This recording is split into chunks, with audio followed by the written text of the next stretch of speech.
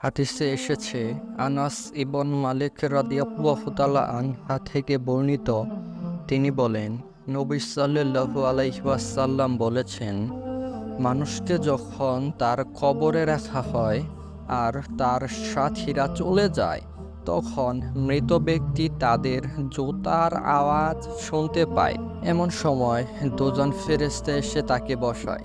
তারা তাকে জিজ্ঞাসা করে, এই ব্যক্তির সম্পর্কে তুমি কি ধারণা রাখতে?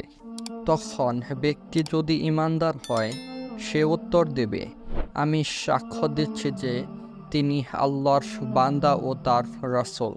তাকে বলা হবে, জাহান্নামে তোমার যেখানে অবস্থান ছিল সেদিকে তাকাও। আল্লাহ জাহান্নামের অবস্থানকে তোমার জন্য জান্নাতে পরিবর্তন করেছেন। সুবহানাল্লাহ। নবী সাল্লাল্লাহু আলাইহি ওয়াসাল্লাম বলেন, সে উভয় অবস্থানকেই দেখবে।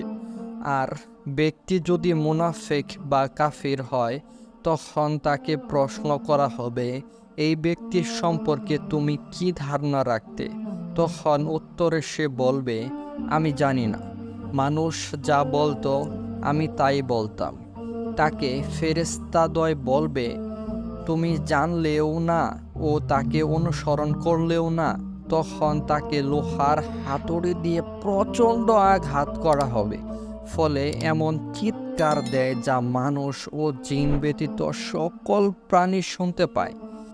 সম্মানিত দর্শকবৃন্দ, আশা করি ভিডিওটি ভালো লেগেছে। ভিডিওটি যদি ভালো লাগে থাকে, মহান আল্লাহ তাআলার বাণী মানুষের মাঝে পৌঁছে দিন এবং পরবর্তী ভিডিও দেখার জন্য আমাদের চ্যানেলটিকে সাবস্ক্রাইব করে পাশে থাকা বেল আইকনটি ক্লিক করে দিন।